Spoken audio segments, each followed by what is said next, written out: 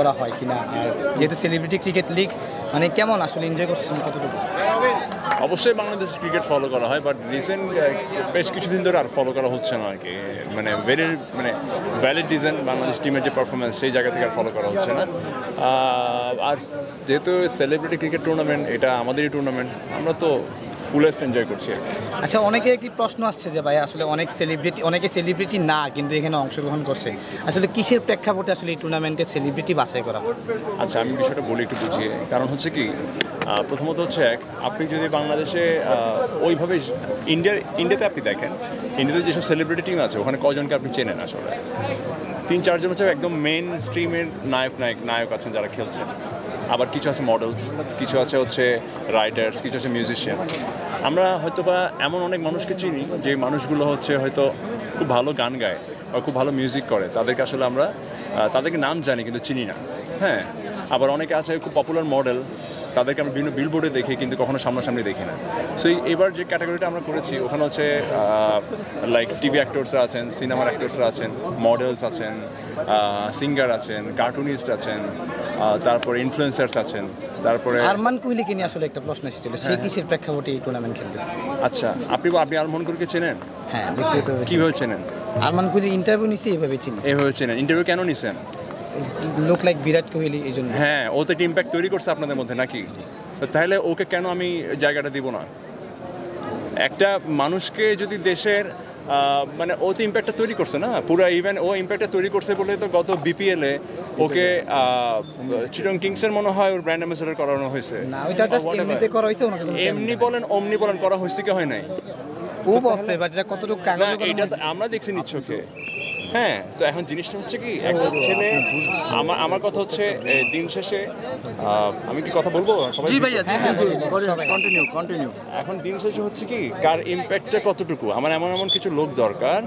আপনি মানে আমি যদি ইনফ্লুয়েন্সারদের কথা বলি, বাংলাদেশে এখন লক্ষ ইনফ্লুয়েন্সার্স আছে, এমন মানুষ আছে যাদের হয়তো বা আমরা জানিও না, কিন্তু যাদেরকে আমরা চিনিও না, যাদের হয়তো বা অনেক ফলোয়ার্স, কিন্তু তাদেরকে তো আপনি অ্যাভয়েড করতে পারবেন না আসলে। সো এই সবার সাথে আপনার সিঙ্ক হবে না, আবার সবাইকে আপনি অ্যাভয়েডও করতে পারবেন না। তো আপনি যদি সেলিব্রিটিদের কথা বলেন, তাহলে এখন সেলিব্রিটির সংখ্যা আসলে অনেক বেশি ডাইভার্সিফাইড। কারণ হচ্ছে কি, সেই অর্থে খালি নাটক সিনেমা করলে আপনি সেলিব্রিটি বিষয়টা তা না। এখন ধরেন, টু বি অনেস্ট, তাসরিফ খানের কথা বলি। তাসরিফ খান একটা ব্যান্ড আছে, যতটা না ব্যান্ডের জন্য তাসরিফ খান পরিচিত, তার চেয়ে বেশি তার সোশ্যাল ওয়ার্কের জন্য সে বেশি পরিচিত। তো সে নাটকও করো না, সিনেমাও করো না, তার মানে কি সে সেলিব্রিটি না? তার 7.4 মিলিয়ন ফলোয়ার্স। আমি কি বিষয়টা বুঝাতে পারতেছি আপনাকে? হ্যাঁ। আবার অন্যদিকে দেখেন, এমন অনেক মানুষ আছে যাদেরকে আমরা হয়তো অনেক মানে বলি সেই অর্থে সেলিব্রিটি, কিন্তু তাদের কোনো ফলোয়ার নাই, কিন্তু তার মানে কি তার সেলিব্রিটিশিপ কমে যাবে? তা তো না। সো আমরা জিনিসটা ব্ল্যান্ড করতে চাইছিলাম। আর আপনি যদি বলেন যে না, যাদেরকে চিনি, একদম এক নামে চিনি, জানি, তারা ছাড়া আমি টিম করবো না, টুর্নামেন্ট করবো না, তাহলে তো টুর্নামেন্টই হয় না। কারণ 4টা টিম গুছালাম, তো 4টা টিমে যদি আমি অ্যাটলিস্ট 20 জন করে প্লেয়ার ধরি, তাহলে তো আমার 80 জন প্লেয়ার লাগেই। সো 80 জন কি আসলে আপনার মনে হয় ওভাবে করা সম্ভব তো না। তো সেই জায়গায় আমরা ক্যাটাগরি করছি যে না, প্রত্যেকটা টিমে নাটক থেকে লোক থাকবে, প্রত্যেকটা টিমে সিনেমা থেকে লোক থাকবে, মিউজিশিয়ান থাকবে, কেউ লাইক ইনফ্লুয়েন্সার থাকতে পারে, কেউ আপনার হচ্ছে যেটা আমরা বলি কন্টেন্ট ক্রিয়েটার থাকতে পারে। সো এইভাবে করে আমরা ক্যাটাগরিটা মেনটেন করার চেষ্টা করছি।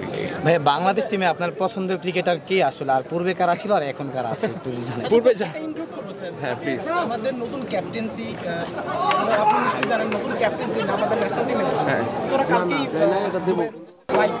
আসলে ক্যাপ্টেন্সির উদ্দেশ্য আপনার মানে কোনো চিন্তা ভাবনা আছে কিনা, যারা বাংলাদেশের জন্য আনবে কিনা, বা আপনার প্রত্যাশাটা কেমন? প্রত্যাশা যেই ক্যাপ্টেন হোক, কারো সবার প্রতি আপনার সেমই আশা যে না, টিমটা নতুন করে দাঁড়িয়ে যাক।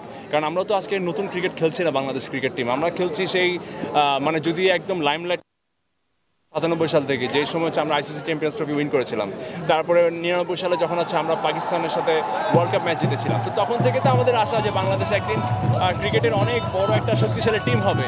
সো আমাদের ব্যাট লাক সামহাও এটা হয়ে ওঠে নাই, কিন্তু 17-18 দিকে মনে হচ্ছিল যে বাংলাদেশ বোধহয় অ্যাটলিস্ট ওয়ানডে ফর্মেটে লিড করতে যাচ্ছে। পরে যখন দেখা গেল যে আমাদের 5 জন সিনিয়র প্লেয়ার যখন অবসরটা নিয়ে নিল, সো আমরা আসলে ওয়ানডে তো ওই রাজত্বটা হারাচ্ছি। ইভেন আমরা আফগানিস্তানের সাথে পারি না এখন, আমরা জিম্বাবুয়ের সাথে পারছি না। সো আমার কাছে মনে হয় যে অ্যাকচুয়ালি ক্যাপ্টেন্সির চেয়ে বড় ব্যাপার যে জিনিসটা সেটা হচ্ছে প্লেয়ারদের স্কিলে বোধহয় কোনো না কোনো জায়গায় ঘাটতি রয়ে যাচ্ছে ওরা, কারণ দিন শেষে ক্রিকেট এখন অনেক অ্যাডভান্স হয়ে গেছে, অনেক অ্যাডভান্স। ডেফিনেটলি ক্রিকেট অনেক কঠিন খেলা এবং দিন দিন এটা অ্যাডভান্স হচ্ছে। সো ক্রিকেট যেহেতু অ্যাডভান্স হচ্ছে সেই জায়গা থেকে আমাদের প্লেয়াররা কতটুকু অ্যাডভান্স হচ্ছে সেটা নিয়ে একটা কনফিউশন আমার ভাই আছে। নাহিদ রানার ক্যাপ্টেন্সি এবং ভাইস ক্যাপ্টেন করা হয়, এই দুজন তুমি দিকে তাকান, আমি প্রশ্ন ভাই ওনাদেরকে মূল্যায়ন করার যোগ্যতা আচ্ছা, আমার নাই, আমি সত্যি কথা। সেলিব্রিটি টিম নিয়ে একটা কথা বলতে চাচ্ছি। হ্যাঁ, please। সেটা হচ্ছে আমি গতবারের সেলিব্রিটি যেই আপনাদের খেলা সেটাতে আমিও এসেছিলাম। হ্যাঁ। তো এইবার কিন্তু আমি তুলনামূলক সেলিব্রিটি আমি কম পাচ্ছি, এবং যারা আগে সিনিয়র যেমন আলবি তারপর জোবান তাদেরকে একটু কম কে পাচ্ছি। সিনিয়র? মানে আলবি জোবান যারা আলবি সিনিয়র ওরা অনেকেই তো বলে, সেজন্য না এখন আলবি তো খেলে গেছে একটা ম্যাচ, খেলে গেছে না। এটা আপনি দেখেন এটা তো আপনার ব্যর্থতা। আলবি আচ্ছা ভাই, আমরা ক্রিকেটে ওই যে- আলবি ফার্স্ট ম্যাচে আমাদের সাথে 25 করে গেল, এখন সেটা আপনার ব্যর্থতা। এখন জোবান খেলা পারে না, ও খেলবে না, তা আপনি যে জোবানকে আমি জোর করে মাঠে নামাবো ক্রিকেট বলে? ভাই নিউজটা করলে কোয়েশ্চেন করলে সেটা রিসার্চ করে কোয়েশ্চেন করবেন। আজ একমাত্র নিশো ভাই ছাড়া আর সবাই খেলতেছে এবার, নিশো ভাই শুটিং আছে। ভাই, সেটাই জানতে ক্রিকেটার কে চাচ্ছি সেটা কারা বলেন কারা ভাই। খেলতে চাচ্ছে, বুঝি যারা না। যারা খেলছে তাদের বিষয়টা একটু জানতে চাচ্ছি। হ্যাঁ সবাই তো খেলছে, কি বিষয় জানাবো আপনাকে বলেন? জি ভাই, যে সবাই পছন্দের ক্রিকেটার ইনভ্যালিড কোয়েশ্চেন করলেন অযথা, কোনো রিসার্চ না করে। এই যে সেলিব্রিটি ক্রিকেট আজকের মাধ্যমে এবারের আসরটা শেষ হবে, হ্যাঁ। তো আমি যতটুকু জানি আপনি এবারের কমিটিতে অথবা এই আয়োজনে আপনার পৃষ্ঠপোষকতা আমি আয়োজক, হ্যাঁ হ্যাঁ হ্যাঁ। তো আমার কাছে আপনার প্রশ্নটা এটা যে আমাদের পার্শ্ববর্তীতেও সেলিব্রিটি ক্রিকেট লিগ হয়, তো আগামীতে আরো কোনো প্ল্যানিং আছে কিনা, এটা আরো কোনো বড় ইন্টারন্যাশনাল আরো খুব আমাদের স্বপ্নটা হচ্ছে বেসিক্যালি এটা করার রিজনটা হচ্ছে কি আমরা ক্রিকেটকে ভালোবাসি ভাই।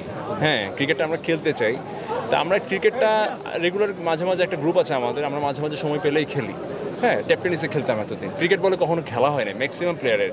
এখানে বোধহয় 3-4 জন হবে সব প্লেয়ার মিলে যারা হচ্ছে আগে হয়তো অনেক আগে খেলতো বা এখনো মাঝে মাঝে খেলে ক্রিকেট বলে, মানে ম্যাক্সিমাম প্লেয়ার কেউ কখনো ক্রিকেট বলে খেলেই নাই, ইনক্লুডিং মি। সো আমরা আসলে দেখতে চাচ্ছিলাম যে ক্রিকেট বলে আমরা আসলে কতটুকু করতে পারবো। সো এবার দেখে যেটা মনে হলো যে অনেকের ভেতরে হয়তো ওই জায়গাটা আছে, ওই ট্যালেন্টটা আছে, তারা ক্রিকেট বলে মোটামুটি খেলতে পারবে।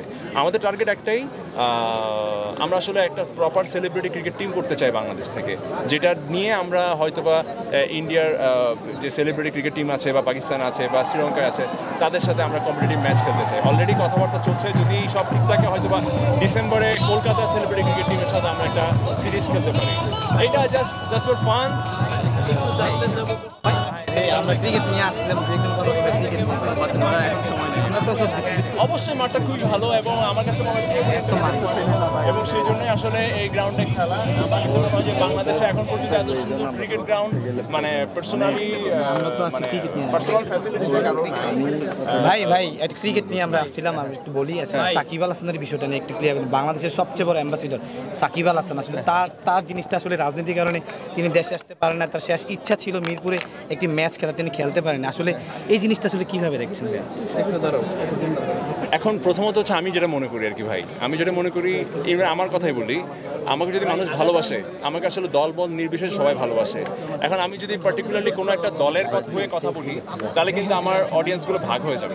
হ্যাঁ সো ডেফিনেটলি যে কোনো দল করার বা যে কোনো দলকে আপনার সাপোর্ট করার অধিকার যে কোনো সেলিব্রিটির আছে বা যে কোনো মানুষের আছে। বাট যেটা হয় কিনা মানুষ আসলে ইমোশনাল সেন্টিমেন্টাল, হ্যাঁ সে আমি যদি এই দলের পক্ষে কথা বলি ওই আবার অন্য দলের দর্শকরা আমাকে পছন্দ করবে না। তো সাকিব ভাইয়ের ক্ষেত্রে আসলে সেম গল্পটাই হলো। বাট অ্যাজ এ ক্রিকেটার যদি চিন্তা করি, ডেফিনেটলি বাংলাদেশ ক্রিকেটে ওনার মতো এখনো পর্যন্ত ট্যালেন্ট বা ওনার মতো পার্সোনালিটি এখন পর্যন্ত বাংলাদেশে আসে না, বা ওনার মতো স্টার বাংলাদেশ ক্রিকেটে এখনো নাই বা হবে কিনা আমি জানি না। But as a cricketer definitely Bangladesh cricket তার অভাব পূরণ করতে পারবে না। বাট অ্যাজ এ পার্সন আসলে সেটা তার ব্যক্তিগত ব্যাপার। ভাই একটা অভিযোগ আসছিল ভাইয়া, বন্ধু আছে কিনা ক্রিকেটার, তাদের সাথে কি কথা? আমার